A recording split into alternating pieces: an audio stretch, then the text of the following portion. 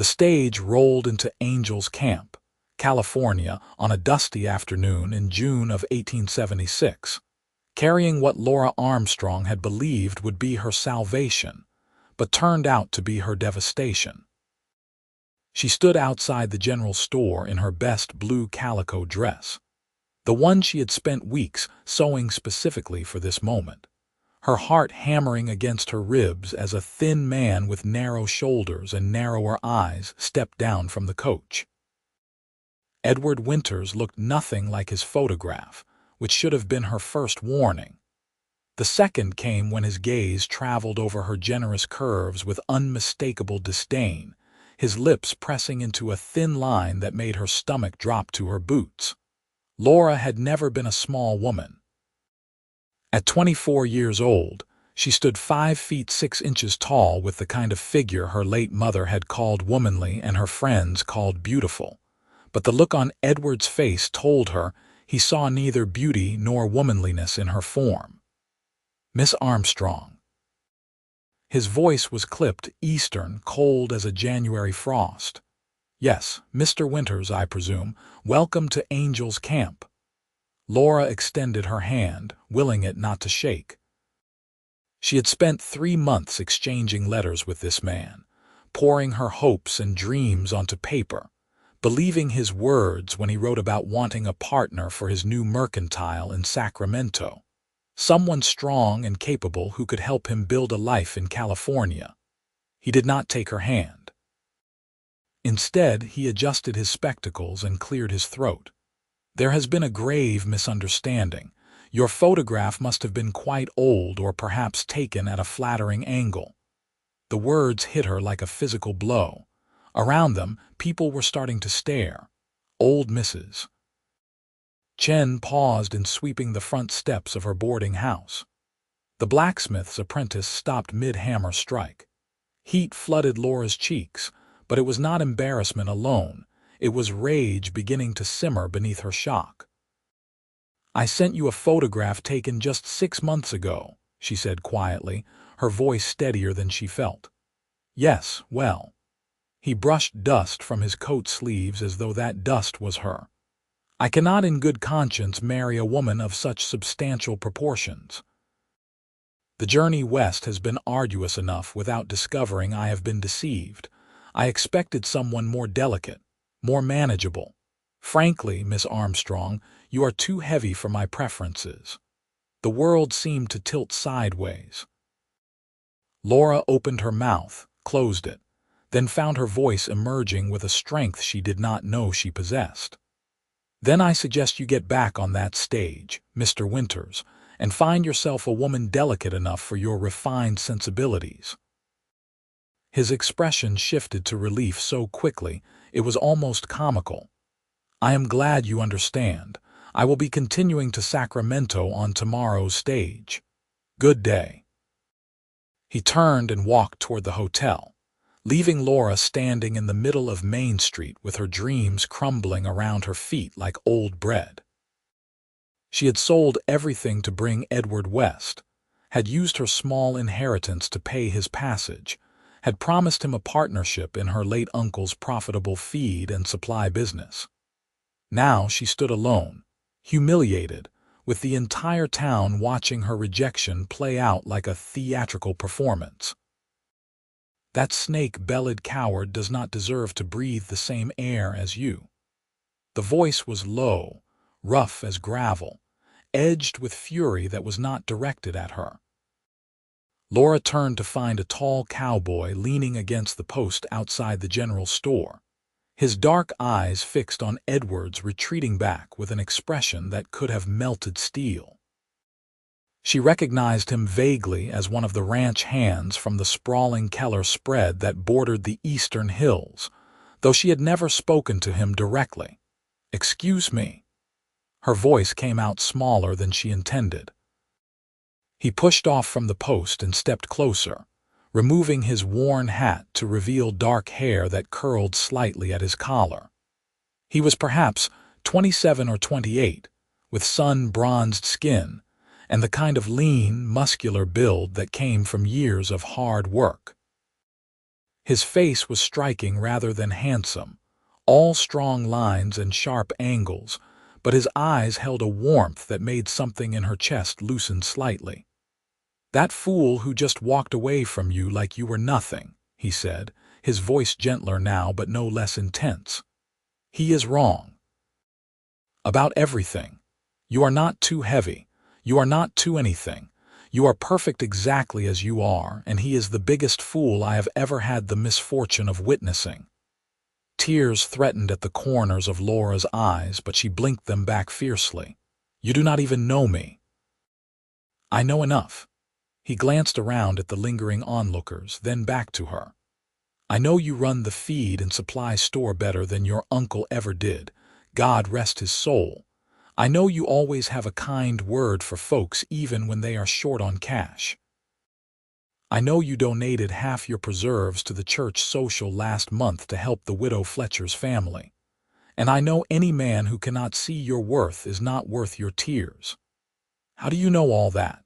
Laura asked, surprise cutting through her misery. A faint flush colored his cheekbones. "I have been buying feed from your store for 2 years, Miss Armstrong. My name is Aaron Keller. I run the horse operation for my family's ranch, and I reckon I have been watching you for most of those 2 years, though I never had the courage to do more than tip my hat and mumble about grain prices." Something warm and unexpected bloomed in Laura's chest, despite the devastation of moments before. "You have been watching me. Admiring you," he corrected, his honesty so naked it took her breath away. "Though I figured a woman like you would never look twice at a cowboy like me, especially when you were corresponding with some fancy Eastern gentleman who probably owned a suit without patches." He twisted his hat in his hands. "But seeing how that gentleman turned out to be no gentleman at all, I am hoping you might let me buy you dinner at the hotel. Let me prove that not all men in this territory are blind fools." Laura stared at him, her mind reeling. An hour ago, she had been preparing to marry a stranger who turned out to be cruel. Now another stranger, one with kind eyes and calloused hands, stood before her offering something she could not quite name. It was not pity in his expression. It was not even mere kindness. It was something rawer, truer, something that made her feel seen in a way Edward's letters never had. "I must look a mess," she said finally, brushing at her eyes. "You look beautiful," Aaron said simply. "You always do." Against all odds, Laura felt herself smile. It was a small, fragile thing, but it was real. "I would like that very much, Mr. Keller. Dinner sounds lovely." The relief that washed over his features was so profound that Laura felt something shift inside her, some wall beginning to crack. Aaron offered his arm with a courtliness that would have put Edward to shame. And when Laura took it, she felt the solid strength of him, the realness of a man who worked with his hands and spoke from his heart. The hotel dining room was modest but clean, with checkered tablecloths and wildflowers in mason jars on each table. Aaron held her chair with a gentleness that seemed at odds with his rough exterior, then sat across from her with an expression that suggested he could not quite believe his fortune. Laura found herself studying him properly for the first time, noticing the small scar above his left eyebrow, the laugh lines around his eyes, the way his fingers drummed nervously against the table. "You are nervous," she observed. "Terrified," he admitted with a self-deprecating grin. "I am much better with horses than people. They do not expect clever conversation." "Then we are well matched," Laura said, surprising herself. "I prefer straightforward talk to clever words. I had enough pretty letters from Mr. Winters to last a lifetime. Clearly, they meant nothing." Aaron's expression darkened. "He is a fool. I meant what I said outside. You are perfect, every bit of you."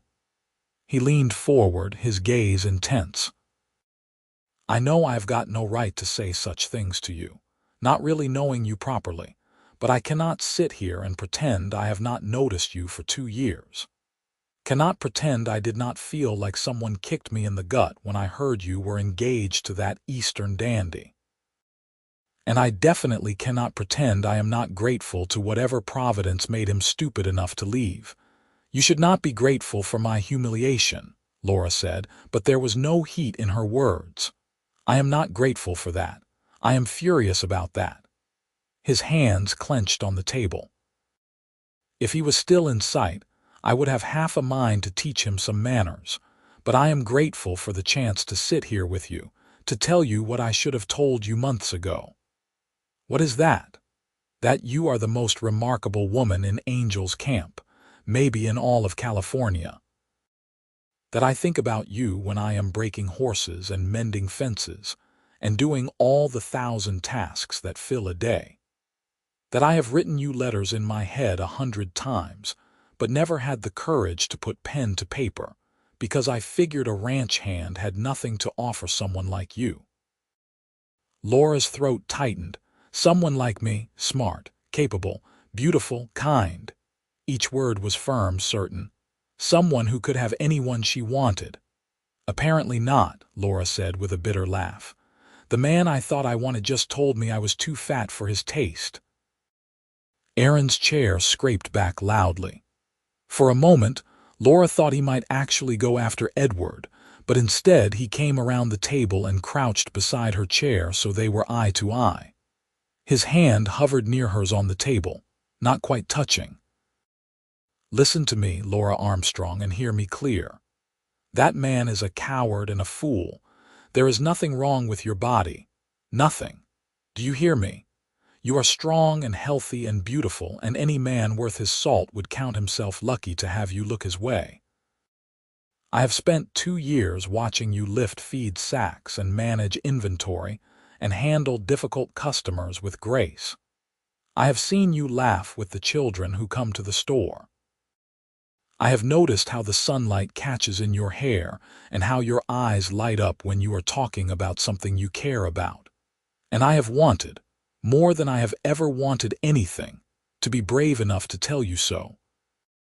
Tears were streaming down Laura's face now, but they were different tears than before. Aaron's hand finally settled over hers, warm and rough and steady. So no, he continued, his voice fierce and gentle all at once. You are not too heavy. You are not too much. You are exactly right. And he is a fool. Laura turned her hand over beneath his, lacing their fingers together. You barely know me. Then let me know you better. Let me court you properly. Let me prove that not every man who sees you is an idiot. A smile tugged at his mouth. Though I will admit to being an idiot about many things, just not about you. A laugh bubbled up through Laura's tears, surprising them both. You are very bold for a man who claims he has been too shy to speak to me. Desperation makes a man brave, Aaron said. And seeing you hurt made me desperate. The waitress arrived with menus, and Aaron reluctantly returned to his seat, though his eyes never left Laura's face. They ordered roast chicken and potatoes, though Laura barely tasted the food when it arrived. She was too caught up in conversation. In the way, Aaron listened to her every word, as though she were saying something profound, rather than talking about inventory systems and the challenges of running a business in a mining town. He told her about the ranch, about the 40 horses they were raising, about his dreams of expanding the breeding program. He spoke of his family with obvious affection. His older brother James, who managed the cattle operation, his mother who had died 3 years prior, his father who was teaching Aaron everything he knew about horseflesh before age took too much of his strength. We are not rich, Aaron said honestly. But we are stable. We own our land free and clear, and I am building a house on the eastern section near where the creek runs through the aspens. I have been working on it for a year now, mostly by myself. It is not finished, but the bones are good. You are building a house, Laura asked. Why? Aaron's ears reddened. Because I am 28 years old and tired of living in the bunkhouse with the other hands, And because I kept thinking maybe someday I would find someone who might want to share it with me, someone worth building it for. The implication hung between them, delicate and profound. Laura's heart was beating so hard she was certain Aaron could hear it across the table. "That is a lovely thought," she managed. "It is more than a thought," Aaron said, his gaze holding hers. "I know this is sudden. I know you just had your heart broken by that fool on the stage. But Laura, I mean every word I am saying. I want to court you. I want to spend every spare moment I have proving to you that you are valued and cherished. And maybe, if I am very lucky and you find you do not hate my company, someday you might consider letting me finish that house with you in mind." Laura set down her fork with shaking hands. "You are serious, as a grave." He leaned forward. "I know I should probably wait, play the gentleman, but I have wasted 2 years already being too scared to speak. Life is too short and too uncertain for cowardice. That fool today taught me that. If I do not tell you how I feel, someone else might, and then I would have to live the rest of my life knowing I let you slip away." "I do not know what to say," Laura whispered. "Say you will let me take you riding tomorrow. Say you will let me call on you proper-like. Say you will give me a chance to show you what it feels like to be treasured." His voice dropped. "Say you will not judge all men by the actions of one blind idiot." Laura found herself smiling despite everything. "I have work at the store tomorrow. Then I will come to the store. I will buy feed I do not need and make conversation about weather and grain prices and anything else you want to talk about. That sounds highly inefficient for both of us. Then close the store early and go riding with me." "I cannot just close the store. People depend on it." "Then I will wait until you close regular time and we will have supper again." Aaron grinned. "I am nothing if not persistent when it matters." Laura laughed, a real laugh this time, full and genuine. It felt strange after the tears, like sunshine breaking through storm clouds. "You are certainly determined. Only about things worth being determined about." His expression softened. "I know I am probably pushing too hard. My brother always says I have the subtlety of a bull in a china shop. If I am making you uncomfortable, tell me and I will back off. But Laura, I cannot let you walk out of here tonight thinking you are anything less than extraordinary. I cannot let that coward's words be the last ones you hear about yourself." Something in Laura's chest cracked open fully then, letting in light she had not realized she had been blocking. She looked at this cowboy with his honest eyes and rough hands and fierce words, and she saw something Edward's pretty letters had never shown her: authenticity. Truth. A man who was exactly who he claimed to be with no pretense or deception. "I will go riding with you," she said quietly. "Sunday afternoon after church, if the offer still stands." Aaron's face lit up like the sun rising over the Sierra Nevada. "The offer stands. It will always stand, for as long as you want." They talked until the dining room emptied around them, until the waitress began pointedly clearing tables, and the cook emerged to bank the fires. Aaron walked Laura home through the warm California night, keeping a respectful distance but close enough that she could feel his presence like a steady flame. When they reached the small house behind the feed store that had been her uncle's and was now hers, he paused at the gate. "Thank you for tonight," Laura said. "You turned the worst day of my life into something rather wonderful." "It was entirely my pleasure." Aaron hesitated, then said, "Laura, I meant everything I said, every word. You deserve to hear those words every day of your life. You deserve to feel beautiful and wanted and valued, and if you give me the chance, I will spend however long it takes making sure you do." On impulse, Laura rose on her toes and kissed his cheek. It was brief, barely more than a brush of lips against sun-roughened skin, but Aaron went utterly still as though she had done something magical. "Good night, Aaron Keller," she said softly. "Good night, Laura Armstrong," he replied, his voice rough. "I will see you Sunday. And probably before that, if I can come up with excuses to visit the feed store." She laughed and went inside, leaning against the closed door with her hand pressed to her racing heart. Through the window, she watched Aaron walk away with a spring in his step that made her smile despite everything. The day had begun with devastating rejection, but it was ending with something new and fragile and full of promise. That night, Laura lay in bed and let herself think about Aaron Keller properly for the first time. She remembered him now, all those times he had come to the store, always polite but awkward, usually buying just enough to justify the trip. She had thought him shy, perhaps not very interested in conversation. Now she understood he had been nervous, trying to find courage around her. The thought made her feel powerful in a way Edward's attention never had. Edward, she realized with clarity, had seen her as a means to an end. Her letters had mentioned the successful business, the property, the comfortable life she could offer. His letters in return had been full of flattery that was easy to write, promises that cost him nothing. But when faced with the reality of her, he had revealed his true nature. Aaron, by contrast, had nothing but honesty to offer. No pretty lies, no calculated charm. Just raw truth delivered with courage that was all the more meaningful because it clearly terrified him. He had watched her for 2 years without expecting anything in return. He had seen her, really seen her, in a way Edward never had. Sunday arrived bright and warm. Laura attended church in a simple yellow dress, aware of the whispers that followed her.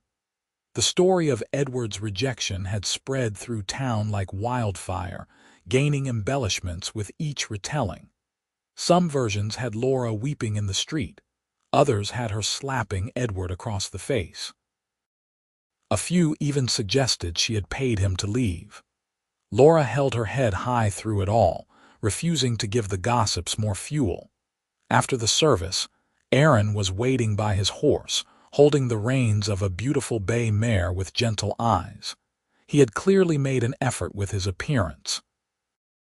His shirt was clean and pressed, his boots polished, his hair still damp from washing. When he saw Laura, his entire face transformed with a smile that made her pulse skip.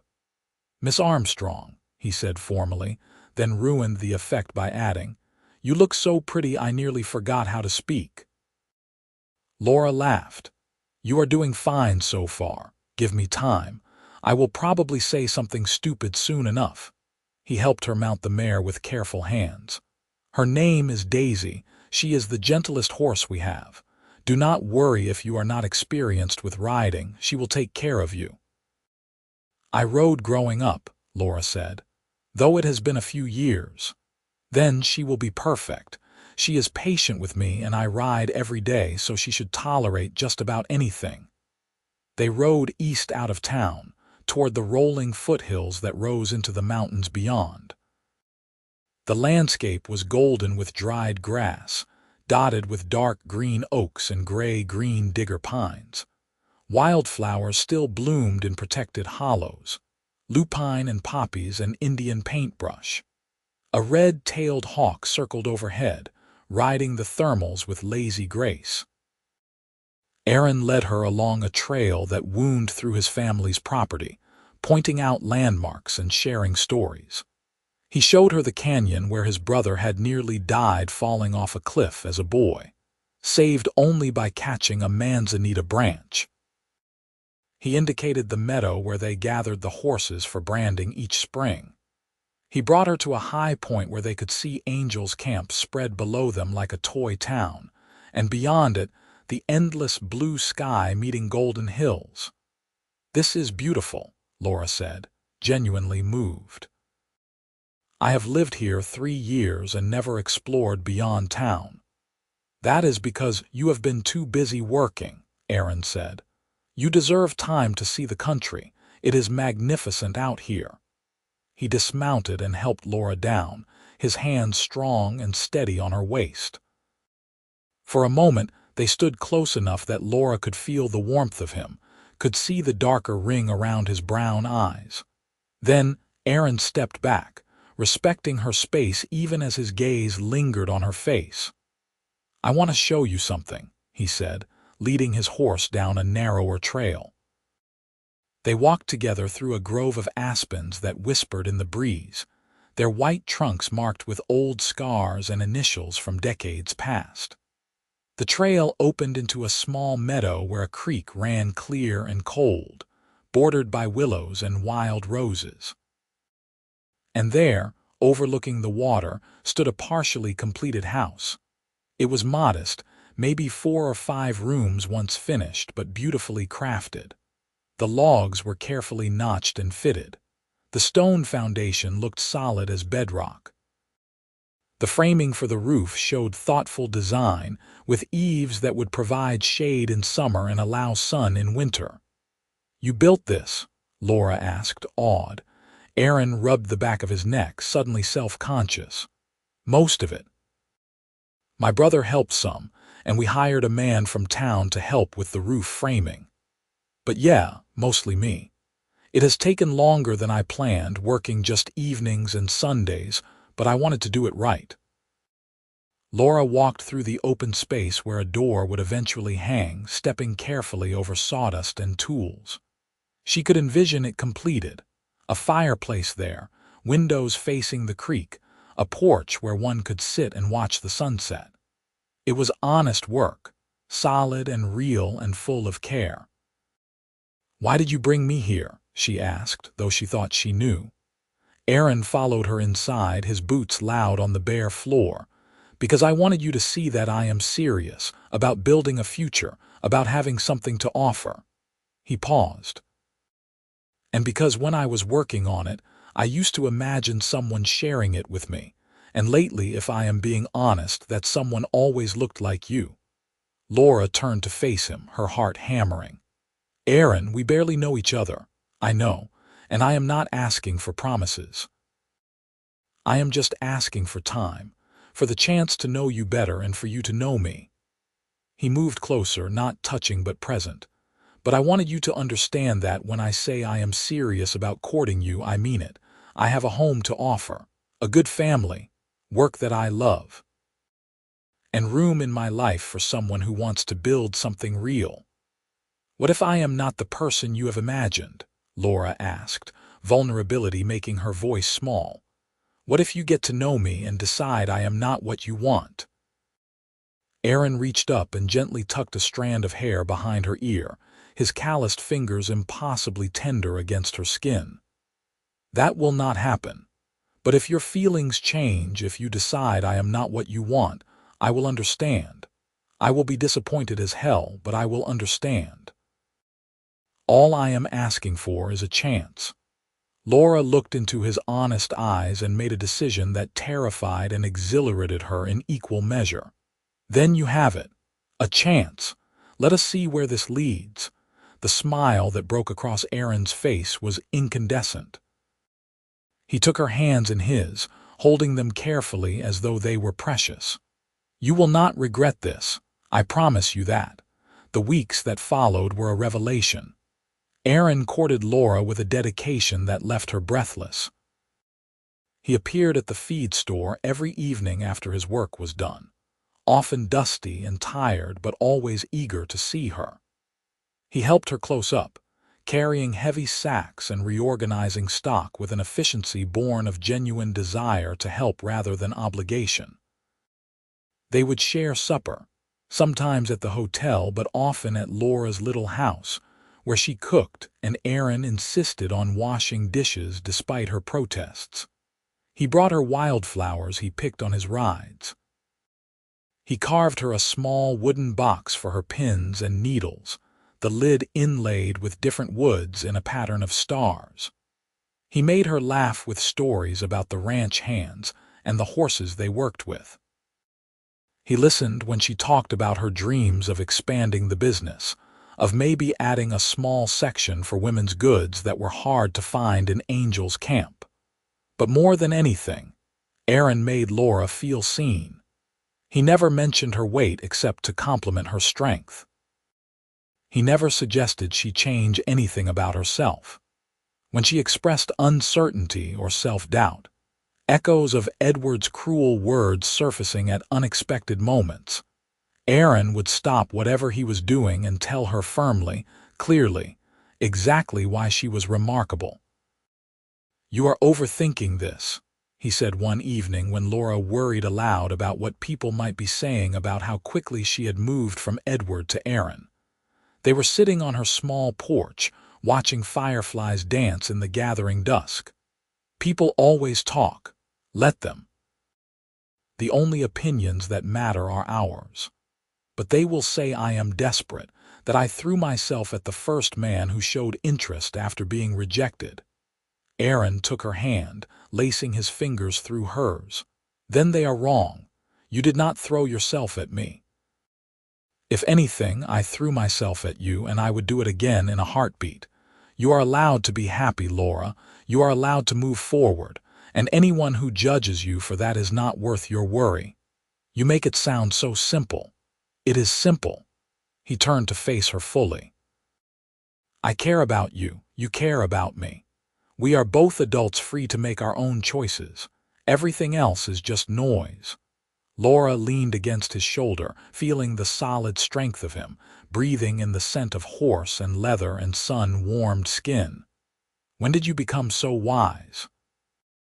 "I am not wise, I just know what matters."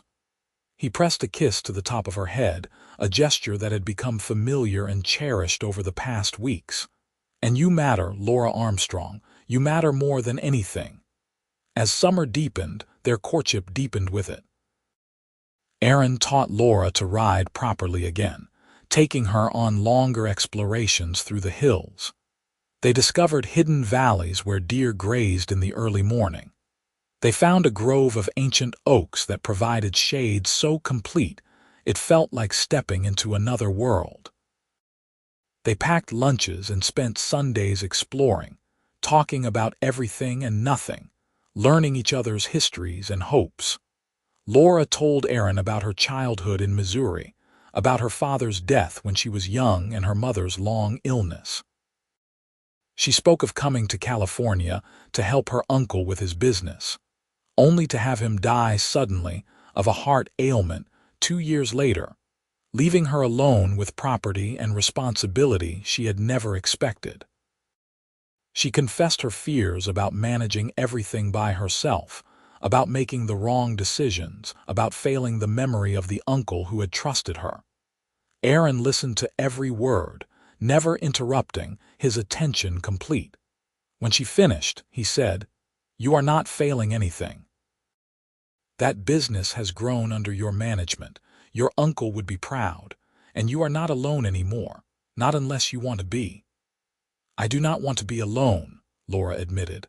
"I thought I did for a while after Edward, thought maybe it was safer to rely only on myself. But with you, I do not feel that way. I feel like I can be myself without fear." "Good, because you never have to be anything but yourself with me. Not ever." Aaron shared his own history in turn. He spoke of growing up on the ranch, of the hard work and simple pleasures of that life. He told her about his mother, who had been strong and kind and taught him to respect women as equals.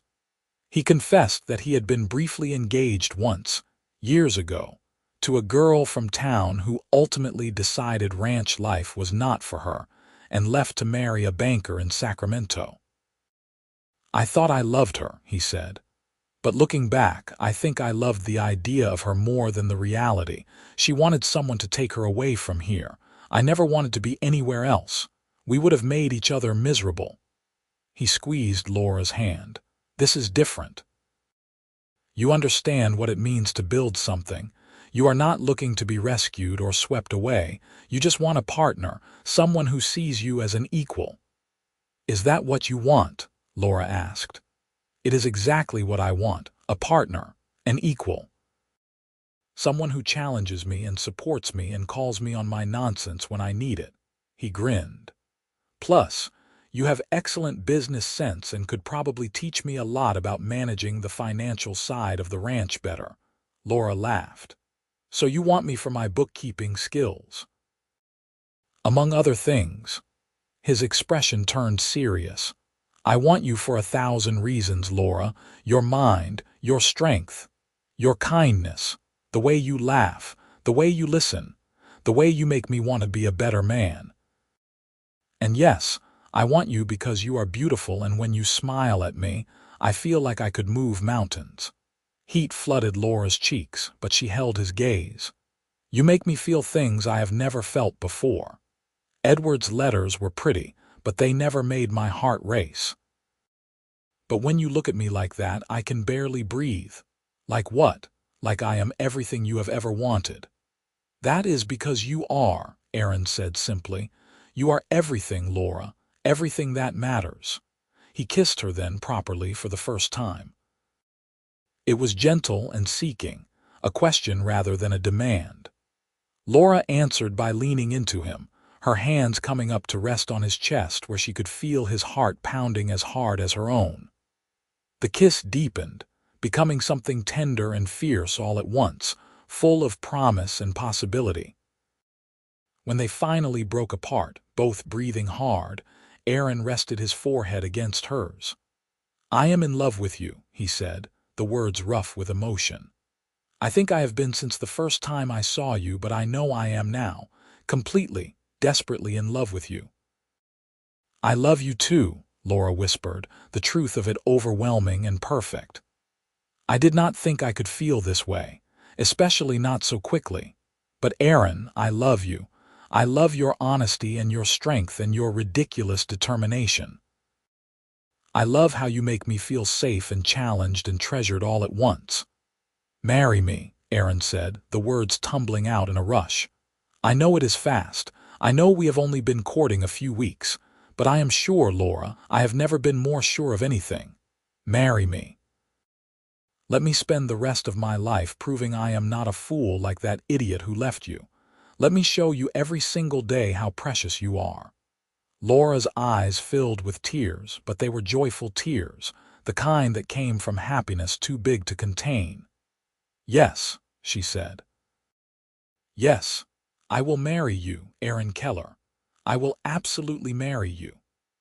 Aaron let out a whoop of joy that startled the horses in the nearby corral and swept Laura up in his arms, spinning her around until they were both dizzy and laughing. When he set her down, he kissed her again, deeper this time, full of love and promise and fierce devotion. "I do not have a ring yet," he said between kisses. "I will get one. I will get you the best ring I can afford. I do not need a ring, I just need you. You are getting both. You deserve both. You deserve everything." He cupped her face in his hands, his thumbs brushing away her tears. "I am going to make you so happy, Laura, I swear it, every day for the rest of our lives." They married a month later on a golden September afternoon in 1876. The ceremony took place in the small church in Angel's Camp, with half the town in attendance.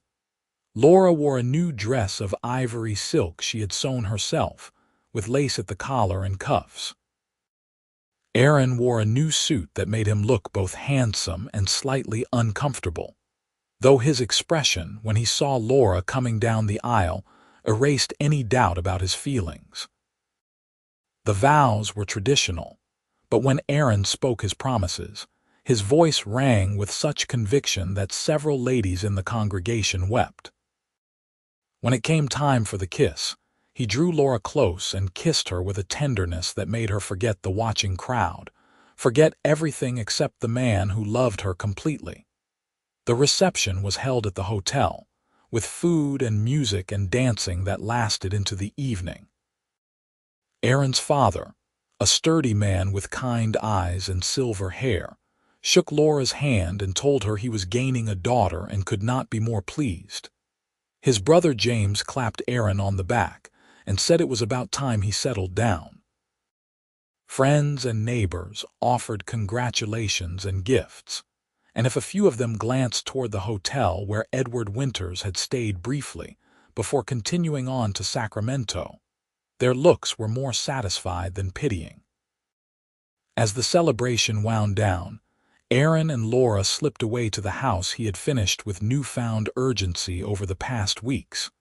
He carried her over the threshold, both of them laughing, and set her down gently in what was now their home. The house was simple but beautiful. Aaron had installed windows that overlooked the creek. He had built a kitchen with a good stove and plenty of counter space. The bedroom had a large bed with a colorful quilt Aaron's mother had made years before, saved for when her son found someone to share his life. Every detail showed care and thought and love. "Welcome home," Aaron said, pulling Laura close. "Our home." Laura looked around at the space that would hold their future, then up at the man who had transformed her devastation into joy. "I cannot believe this is real, that you are real." "I am very real, and I am very much in love with you." He kissed her softly. "Thank you for saying yes. Thank you for taking a chance on a cowboy who could not keep his mouth shut when he saw you hurting." "Thank you for being brave enough to speak," Laura said. "Thank you for seeing me when someone else was blind. Thank you for loving me exactly as I am." "Always," Aaron promised. "For the rest of our lives, I will love you exactly as you are, perfect and beautiful and mine." Their wedding night was tender and passionate, full of laughter and whispered words and the kind of intimacy that came from genuine love. Aaron treated Laura with reverence, taking his time, making sure she felt cherished in every moment. When they finally lay tangled together in the darkness, the creek singing softly outside their window, Laura felt a peace she had never known. "I love you," she whispered. "I love you more," Aaron replied, pulling her closer. "Though we could argue about it for the next 50 years if you want."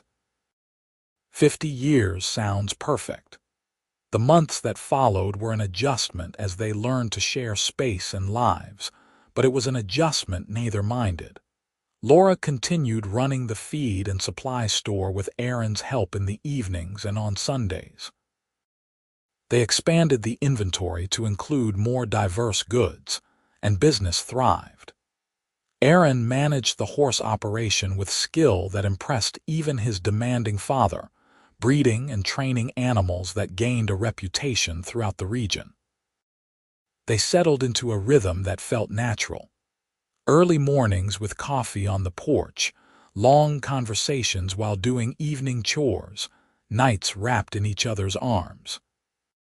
They disagreed sometimes, usually about small things like whether to plant vegetables or flowers in the side garden, but they learned to talk through their differences with respect and humor. Winter came, bringing cold rains that turned the hills green and filled the creek to bursting. They stayed cozy in their little house, Aaron working on indoor projects while Laura sewed or kept the books. Spring arrived with an explosion of wildflowers and the demanding work of foaling season, which kept Aaron busy but happy. And then, in early summer of 1877, Laura realized her monthly courses had stopped. She waited another few weeks to be certain, then told Aaron one evening as they sat watching the sunset paint the sky in shades of gold and rose. "I am going to have a baby," she said, her voice wondering. "We are going to have a baby." Aaron went utterly still, then turned to stare at her with an expression of such naked joy it took her breath away. "Truly, you are sure as I can be. I will see the doctor in town to confirm, but yes, I think we are going to be parents." Aaron pulled her into his arms so tightly she squeaked, then immediately loosened his hold. "Sorry, I am just so happy I cannot think straight. A baby, our baby." He placed his hand gently on her still flat stomach. "Hello, little one, this is your father speaking. I already love you more than I knew was possible." Laura laughed through tears of joy. "You are going to be wonderful at this." "I am going to try. God knows I will make mistakes, but I promise to love this child and you with everything I have." He kissed her softly. "Thank you. Thank you for this gift, for building this life with me. Thank you for rescuing me when I needed it most, for seeing me when someone else would not, for loving me. That was the easiest thing I have ever done, Aaron said. Loving you has been the easiest and best thing in my life. The pregnancy progressed smoothly, despite Laura's worries. Aaron was attentive to the point of being overprotective, constantly fretting about whether she was lifting too much or working too hard. Laura bore his concern with amused patience, though she put her foot down when he suggested she stop working at the store entirely. Women have been having babies and working for thousands of years, she told him firmly. I am healthy and strong. I will be fine. I just want to take care of you, Aaron protested. You do take care of me, but I also need to feel useful. The store is important to me. Aaron sighed but nodded. You are right. I am sorry for being overbearing. Just promise you will tell me if anything feels wrong or if you need help. I promise. Their son was born on a cold February night in 1878, arriving after a labor that was long and difficult but ultimately successful. Aaron held Laura's hand through all of it, murmuring encouragement and love, his face pale with worry but his presence rock solid. When the baby finally emerged with a lusty cry, Aaron wept openly at the sight of his son. He is perfect, the doctor said, placing the cleaned and wrapped infant in Laura's arms. Strong and healthy. Congratulations. Laura looked down at her son's tiny face and felt her heart expand impossibly. He had Aaron's dark hair and a scrunched expression that would have been comical if it were not so precious. When Aaron leaned over to see, the baby's eyes opened, unfocused but searching, and Aaron made a sound that was half laugh, half sob. Hello, little one, he whispered. I am your papa. And I promise to love you and protect you for as long as I live. What should we name him? Laura asked, exhausted but euphoric. They had discussed names for months but never settled on one. Now, looking at her son and her husband, the answer seemed obvious. What was your mother's maiden name? Keene, Aaron said. Why? Then let us call him Daniel Keene Keller after your mother's family and in honor of her strength. Aaron's eyes filled with fresh tears. She would have loved that, and she would have loved you. He kissed Laura's forehead. Thank you for him, for everything. Daniel proved to be a serious baby, watchful and calm, as though taking in the world around him with quiet contemplation. He had Laura's green eyes and Aaron's stubborn chin, and both parents were utterly besotted. Aaron carved a beautiful cradle from oak and placed it beside their bed so they could watch their son sleep. Laura sewed tiny clothes and blankets, marveling at how something so small could take up so much room in her heart. The first months were exhausting as they adjusted to interrupted sleep and the constant demands of caring for an infant. But there were moments of pure magic too. Daniel's first smile, directed at Aaron during a diaper change. The way he would quiet immediately when Laura sang to him. The fierce protectiveness they both felt when holding their son. I never knew I could love anything this much, Aaron said one night, cradling Daniel against his chest while Laura rested. Except you.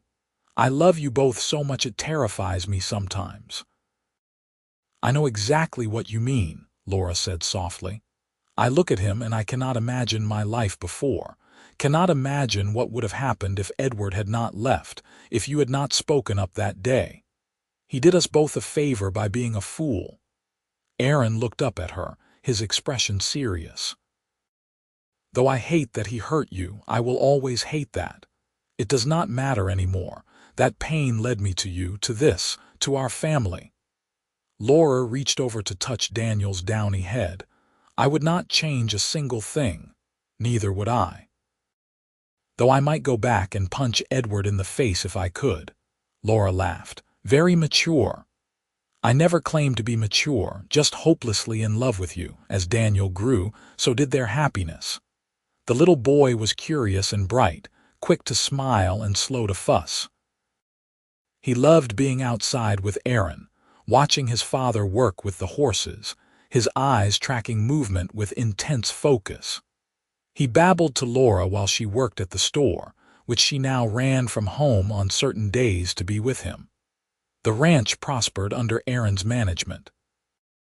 They expanded the breeding program, gaining clients from as far away as San Francisco who wanted horses, trained the Keller way, with patience and respect, rather than harsh methods. Laura's store continued to thrive as well, becoming a community hub where people gathered not just for supplies but for conversation and support. In the spring of 1880, Laura discovered she was pregnant again. Daniel was 2 years old, walking and talking in full sentences, a bright presence who brought joy to everyone he met. The second pregnancy was easier than the first, perhaps because Laura knew what to expect, perhaps because she was chasing after an active toddler and had no time to worry. Their daughter arrived on a warm September evening, exactly 4 years after their wedding. She came quickly, as though eager to meet the world, and announced her presence with a cry that was more indignant than distressed. "A girl," Aaron said, awed. "We have a daughter." She was tiny and perfect, with copper hair that hinted at some ancestor neither could name and eyes that would eventually settle into gray-green. They named her Catherine Rose, after Laura's mother and the wild roses that grew by their creek. Daniel was fascinated by his baby sister, insisting on helping with everything from diaper changes to bath time. He would sit beside her cradle and tell her long, rambling stories about horses and birds and whatever else crossed his mind. Catherine would watch him with solemn attention, as though his words were profound wisdom. "He is going to be a good big brother," Laura said, watching her children with soft eyes. "He gets that from his mother," Aaron said, wrapping his arms around her from behind. "You teach him kindness every day just by being yourself. We both teach him. We are both shaping who he becomes. Then he is lucky as I am to have found you." The years flowed by with the kind of speed that only comes when life is full and good. Daniel grew into a thoughtful boy who loved books as much as horses, often found reading in the barn while Aaron worked.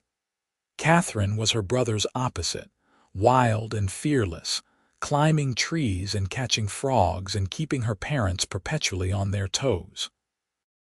In 1883, their third child arrived, another son they named Michael, who seemed determined to be heard from the moment of his birth.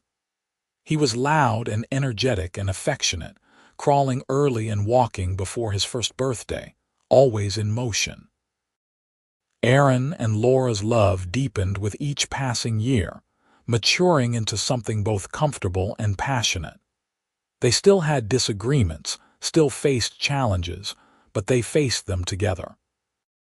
When times were hard, during droughts or financial setbacks or childhood illnesses that terrified them both, they leaned on each other and emerged stronger. Laura never forgot the day Edward Winters called her too heavy and walked away. But the pain of that memory faded, until it was more a distant shadow than a fresh wound. Occasionally, she would catch sight of herself in the mirror and hear an echo of his cruel words, but then Aaron would come up behind her and tell her she was beautiful, and the shadow would dissolve. "You saved me," she told him one evening as they sat on their porch, watching their children play by the creek in the fading light. Daniel was 11, carefully watching his younger siblings. Catherine was 9, directing some elaborate game. Michael was 6, following his sister's instructions with enthusiasm if not accuracy. "You saved yourself," Aaron replied, his hand finding hers as it always did. "I just had the good sense to tell you what you deserved to hear. No, you saw me when I felt invisible. You loved me when I felt unlovable. You gave me everything I never knew I needed." Aaron brought her hand to his lips, pressing a kiss to her knuckles. Then we saved each other, because before you, I was just going through motions. Doing my work, living my life, but not really feeling anything deeply. You woke me up, Laura. You made me understand what love really means. What does it mean? It means seeing someone completely, flaws and all, and choosing them anyway. It means building something together, day by day, that is stronger than what either of you could build alone. It means standing beside someone through everything life throws at you and never regretting that choice. He turned to face her fully. It means looking at you after 13 years of marriage and 3 children and countless shared experiences, and feeling my heart skip a beat just like it did that first day in town. Laura leaned against him, breathing in the familiar scent of him, listening to the sounds of her children's laughter mixing with the creek's song and the evening birds calling. This was her life now. This was everything. "I love you," she said simply. "I love you," Aaron replied. "Always. Until my last breath and beyond." As the sun set over the California hills, painting everything gold and rose and purple, the Keller family sat together in the home Aaron had built and Laura had made into something more than walls and wood. It was a testament to second chances and speaking up and refusing to accept cruelty as truth. It was proof that sometimes devastation clears the way for something beautiful. It was, quite simply, everything that mattered. And if occasionally, when telling their story to curious friends or nosy neighbors who wondered how they had gotten together, Aaron would say with a fierce pride that made Laura's heart sing, "Some fool called her too heavy and left. But I told her the truth. He was a fool and she was perfect. And then I spent the rest of my life proving it. Well, that was simply the truth. The whole, complete, and perfect truth.